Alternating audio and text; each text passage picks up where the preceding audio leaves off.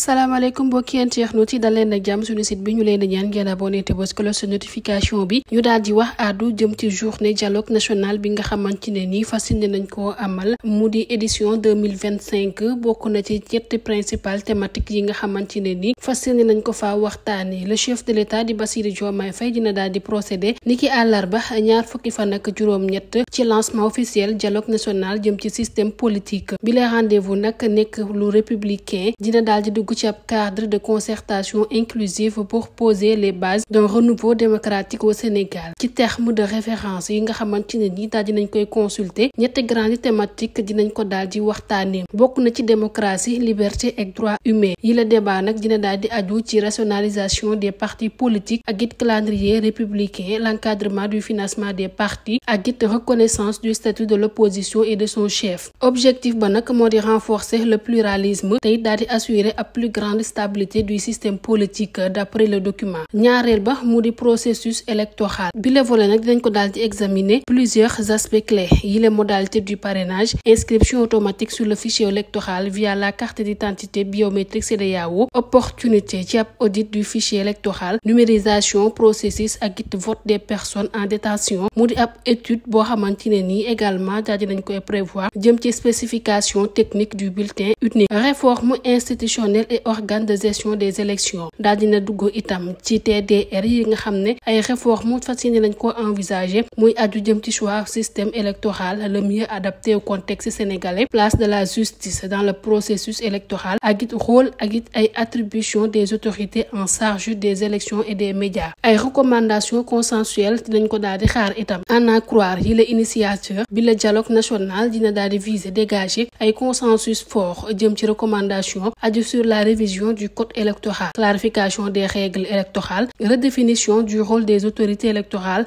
ak ay médias ak it encadrement de la vie politique bi la initiative nag daal di marqué ab étape majeure jëm ci volonté des autorités engagé wu ci ay réformes profondes transparentes waaye tamit participative ngir daal di consolider la démocratie sénégalaise ba léegi ñu daal di wax àddu jëm ci adjoint au gouverneur de la région de Thiès bi nga xam ne moo chargé wu ci affaire administrative daal dina procéder niki talaata ñaar fukki fan ci weeri mai ci ab comité régional de développement ci ab lancement de l'élaboration des diagnostics locaux de sécurité ak it installation de comité de prévention de la délinquance ñu daal di koy invité ci mu présenter yi le mécanisme de sécurité collaborative directeur général bu ASP ak ay collaborateurs am daal di nañuy échanger ak ay acteurs territoriaux ci processus d'élaboration des DLS et CLS Georges Samba Faye di adjoint au gouverneur de Thiès chargé des affaires administratives daal dina encourager un partenariat dynamique et actif ci diggante différents acteurs de la sécurité de proximité yi directeur général bu ASP bi di Oumar Touré daal dina rappeler que bi le CRD daal dina dugg ci cadre de la mise en œuvre du sous-programme sécurité de proximité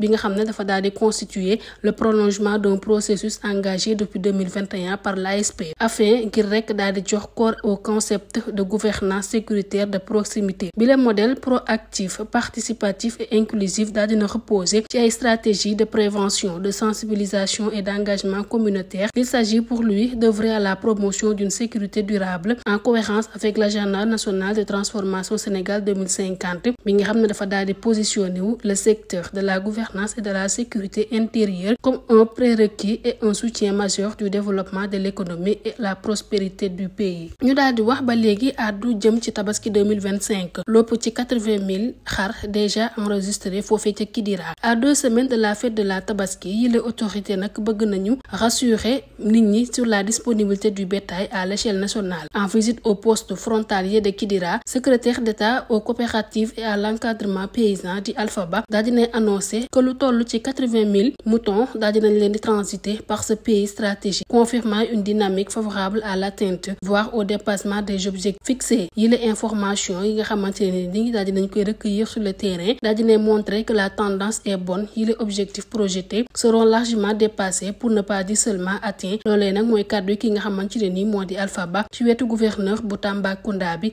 ak ay autorités locales yu nekk foofee ca Bakel ak ay responsables service départemental de l'élevage bu ñu sukkandikoo ci ay services techniques 76 900 moutons daal dinañ koy enregistré niki tey transportés par 508 camions et répartis entre 403 opérateurs en majorité maliens. ba léegi ñu daal di wax àddu ci leneen mbir mu di débat jëm ci criminalisation de l'homosexualité bi nga xamante ne nii saa su nekk rek day daal di ñëw ci espace public sénégalais bi face à la pression exercée par certains groupes sociaux lu ci mel ni collectif rappel à l'ordre ministre bii di Amadou Moustapha Ndiack Sarré daal dinay clarifier position bu gouvernement bi ci passage bi nga xam ne amaloon na ko ci émission Nay Leer foofee ci RTS ministre porte-parole du gouvernement bi nag daal dinay annoncé que processus législatif bi dafa nekk en cours. La majorité des Sénégalais ne cautionne pas l'homosexualité, que ça soit vous et moi, personne ne la cautionne. Loolee nag mooy kàddu ki nga xamante ne ni mooy Amadou Moustapha Ndiack Sarré. Collectif bi nag daal dinañ leen di recevoir par les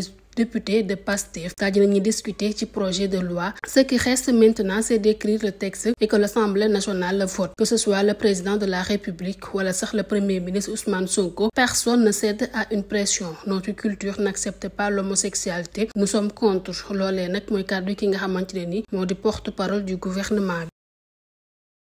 Info 24 Sénégal ngir bokk ci ñi njëkk a jot suñu ay xibaar abonné leen te bës cloche de notification. Info 24 Sénégal chaîne bi leen di jox xibaar yi wér te wóor ci tàng-tàng bi. Info 24 Sénégal.